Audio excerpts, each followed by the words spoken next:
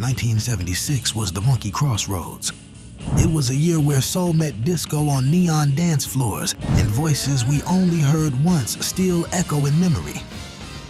Remember when Starbucks' Moonlight Feels Right drifted through summer airwaves? Or that bittersweet slow jam coming up at number 2?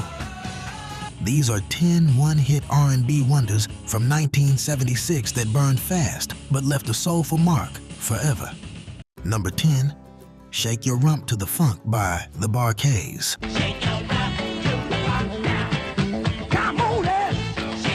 The groove that couldn't be contained.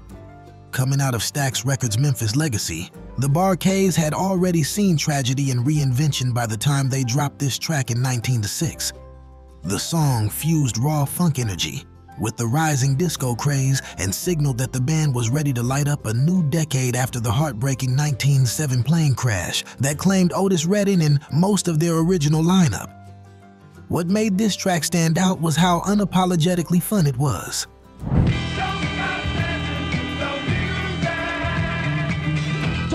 With a bass line that punched through speakers and horn stabs that made you move without asking permission, it was pure dance floor dynamite.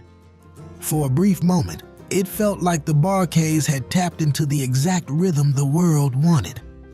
Despite the infectiousness, it peaked modestly on the R&B charts and never crossed into pop territory.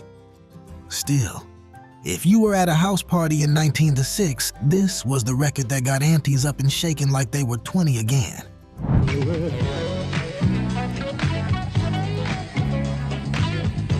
The Bar-Kays would continue on, but this was their one moment where the mainstream took notice and then forgot.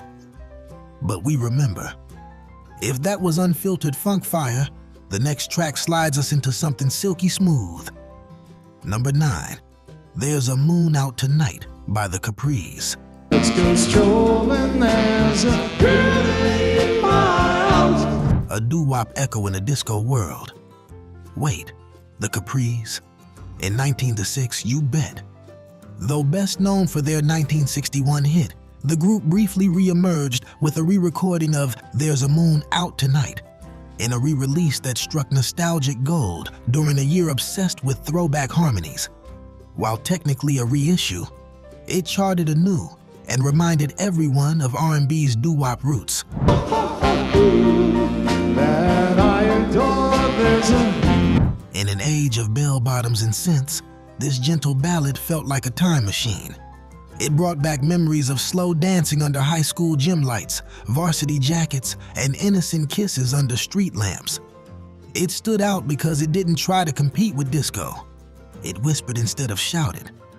Though this was their only flirtation with the charts in the 1970s, it found a place in compilation records and late-night radio spins. It was the kind of song DJs loved to slip in between Bee Gees bangers just to soften the mood.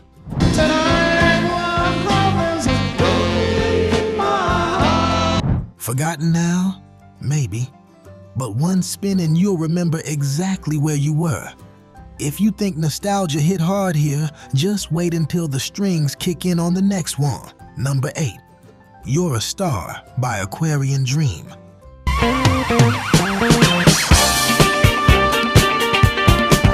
A cosmic kiss of soul jazz elegance.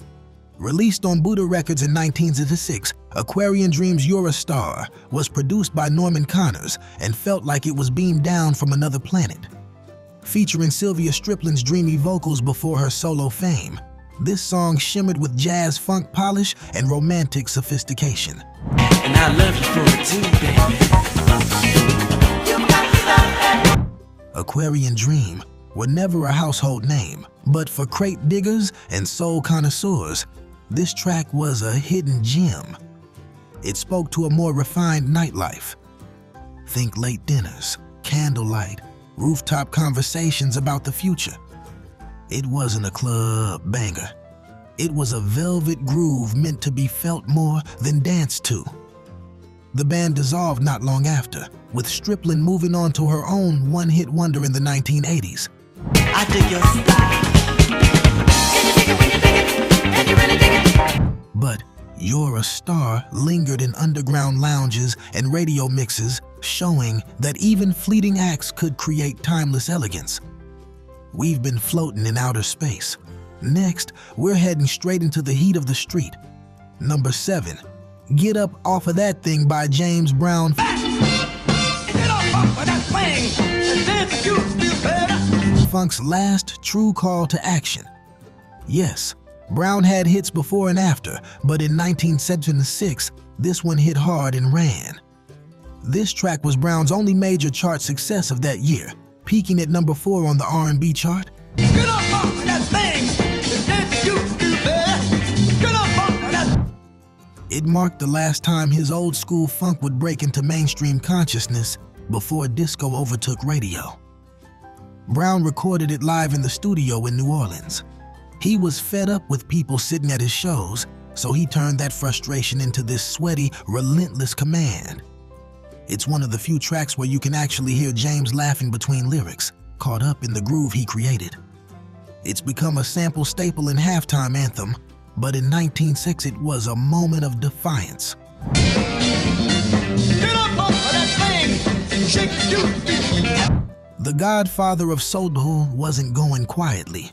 Now that we've gotten up, let's slow it way down for a hidden heartbreak masterpiece next. Number 6, Heaven Must Be Missing an Angel by Tavares.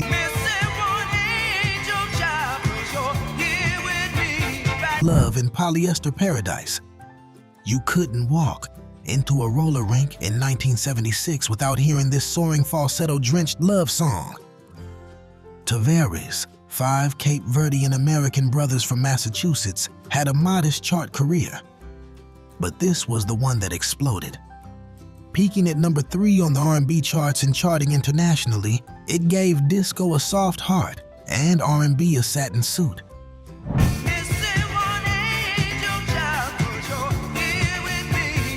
Everything about this track felt luxurious.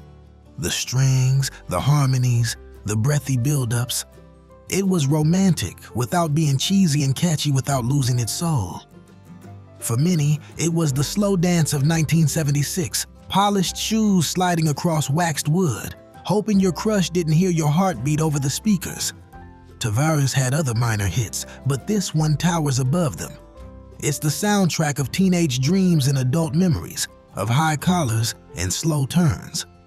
But if these classics from 1976 are bringing back memories,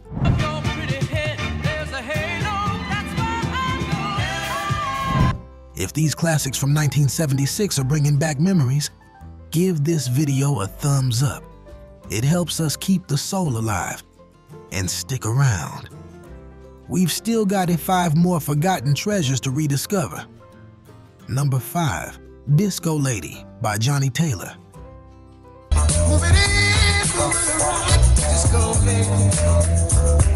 The million-selling groove that burned too bright. This one is a bit of a twist. Yes, Johnnie Taylor had a storied career in soul and blues before 1960, but Disco Lady was a standalone rocket.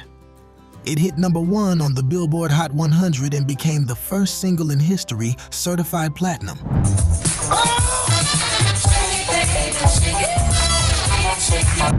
Yet nothing else from Taylor ever reached that towering height again. Released on Columbia Records and backed by members of Parliament Funkadelic, Disco Lady was sultry, swaggering, and tailor-made for the era's dance floor obsession. It wasn't just a song, it was a mood.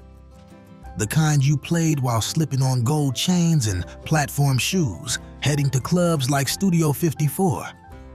Critics weren't always kind. Some longtime fans felt betrayed by his shift to disco.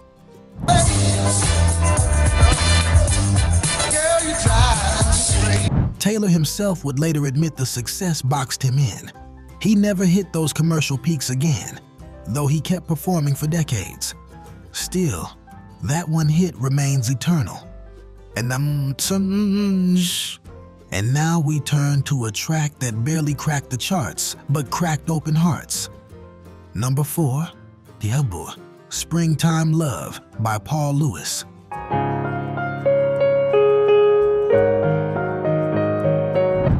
The ballad that bloomed and vanished, a rare gem on the GRC. Springtime Love floated through FM airwaves for a brief season in 1906. Paul Lewis, a name most only knew from liner notes, poured velvet sincerity into this delicate R&B ballad. Picture soft Fender Rhodes keys, sweeping strings, and a vocal that trembled with real vulnerability.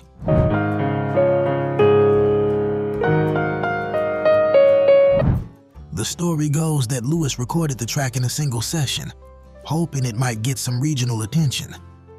To everyone's surprise, it picked up steam in the South and Midwest, climbing briefly onto the R&B charts before disappearing just as fast. Distribution issues plagued the small label, and the track never had a proper promotional push. But those who heard it never forgot.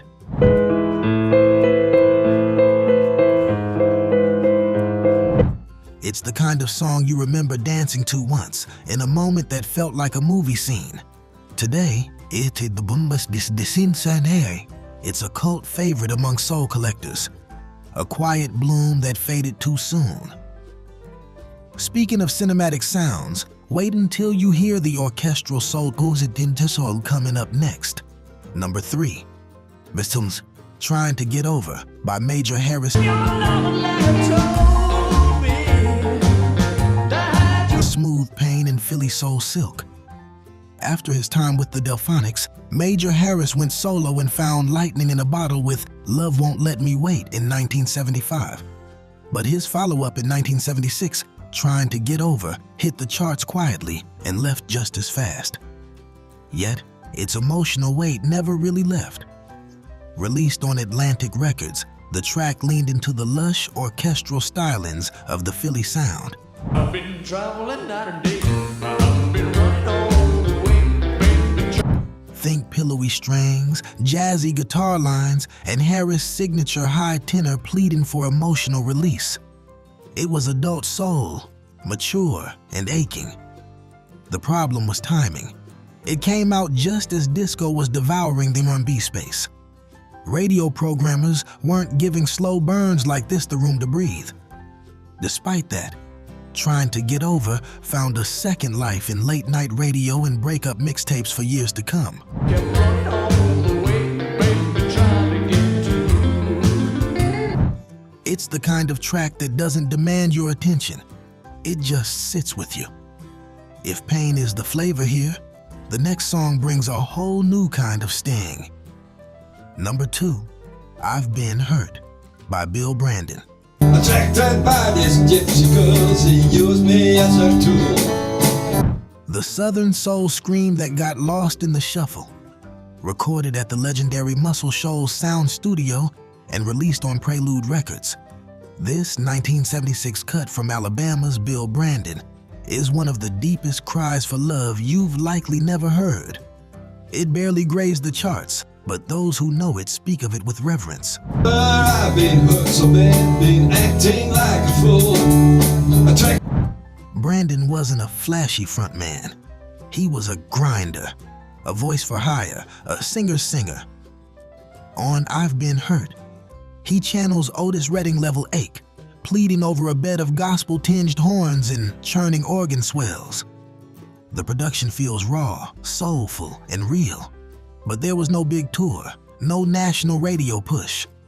R&B in 1906 was becoming polished and synthetic.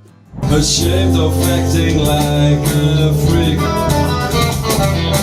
Brandon's old school emotion was too heavy for radio's glittery new era. Still, this track remains a buried treasure. One listen and it'll be stuck in your gut, not your head. And if you think that's unforgettable, the number 1 song is the forgotten anthem that could have been a classic. Number 1, Love Jones by Brighter Side of Darkness. They told the nation, the world, what it's like to have a Love Jones on 20th Century Records. Young Love, spoken smooth. Technically released in late 1972, but it didn't hit widespread airplay until its 1976 reissue. That's when Love Jones finally made its quiet splash. This Chicago group of teenagers delivered something that felt more like a confessional than a song.